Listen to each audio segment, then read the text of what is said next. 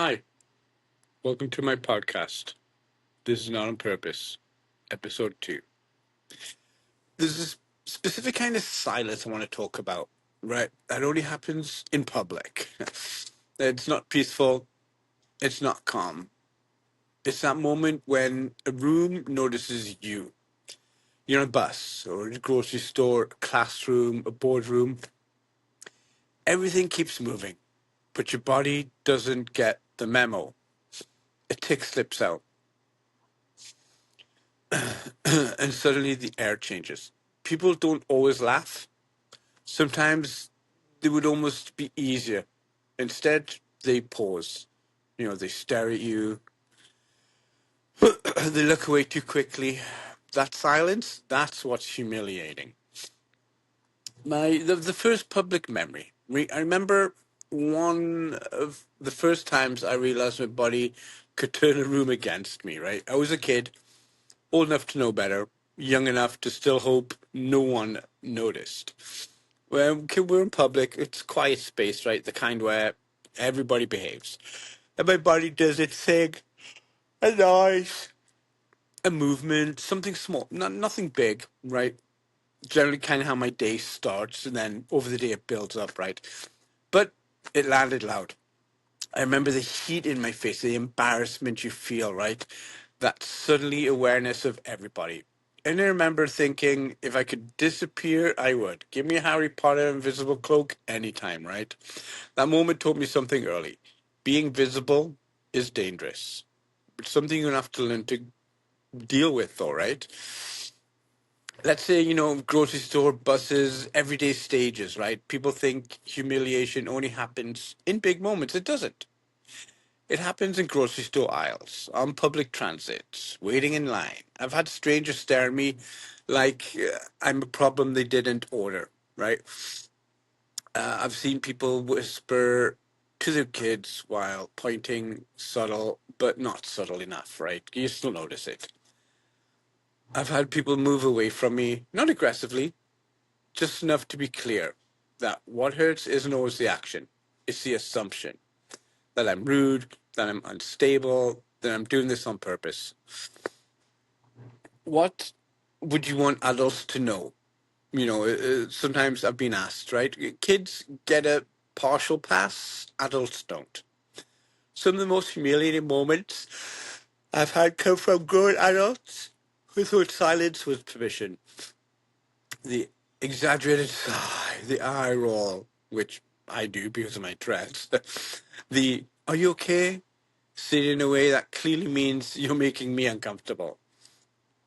There's a special kind of shame that comes with realizing someone sees you as a disruption rather than a person. Signature public incident story, right? The bus. I want to tell you about a bus ride. Nothing dramatic, no big confrontation, no big movie Hollywood moment, which is the kind of the point. I was standing near the middle of the bus, rush hour, so like 4 or 5 o'clock, whatever. Everyone's tired. Everyone's had a long day at work. Everyone pretending not to see each other. You know how it goes. I hadn't even noticed the tick building yet, but my body had. It started with the familiar pressure, that warning hum, the one that says, you're not going to win this one. I tried to redirect it, shifting my weight, breathing differently, focusing on literally anything that I could. Then it came out. A sound, sharp, unplanned, not loud, but loud enough. And those of you that know me, it's usually like the little noises that I tend to do every day. I felt it before I saw it. The ripple, that subtle change in the air. Someone across from me looked up, then another, then the woman beside me stiffened just slightly. Nobody said anything. They never do. Which somehow made it worse. A guy near the front glanced back, frowned, and then looked away too fast. A parent pulled their kid a little closer, not dramatically, just enough to notice. And that's when the second tick hit, because stress feeds this thing. Attention feeds this thing. Shame feeds this thing. Now I could feel my heart pounding, my face getting hotter, my entire body tried to disappear into itself. I stared at the floor like I had the answers. I thought about getting off at the next stop. Not because it was mine, but because I needed out, right? Get out of the space. And here's the part that still sits with me. Nobody was cruel. No one laughed. No one noticed me, mocked me, sorry.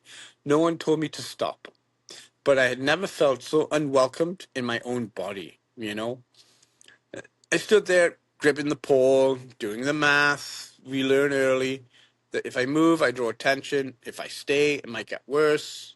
If I tick again, they'll notice more. If I explain, it'll be awkward. So I did what I've done 1,000 times. I shrank, not physically, internally. Made myself smaller, quieter, less. When my stop finally came, I got off and I was escaping something. The doors closed behind me. The bus pulled away, and I stood there on the sidewalk thinking, like, why does just existing feel like an apology, you know? That ride didn't scar me. It didn't traumatize me. It didn't make the news. But it joined a long list of moments that taught me the same lesson. Public spaces aren't built for bodies like mine.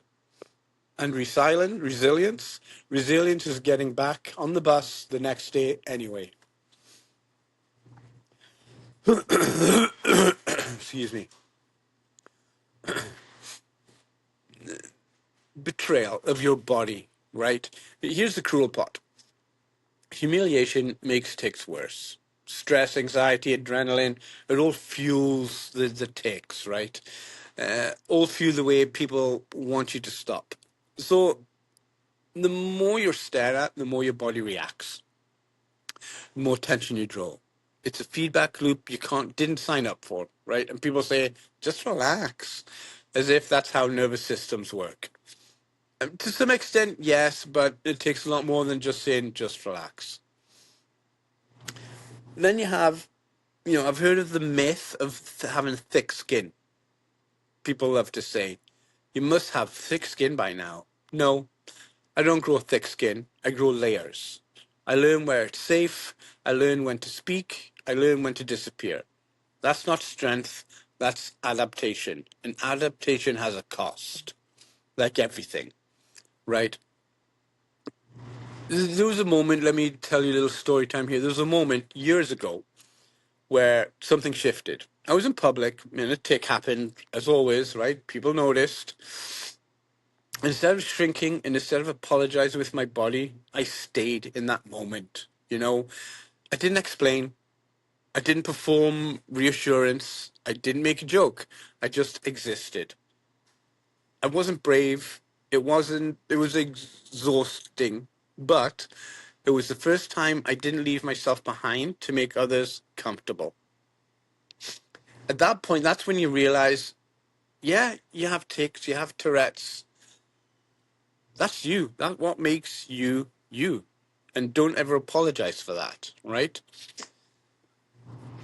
Resilience doesn't look like confidence montages like you see in these Hollywood movies, right?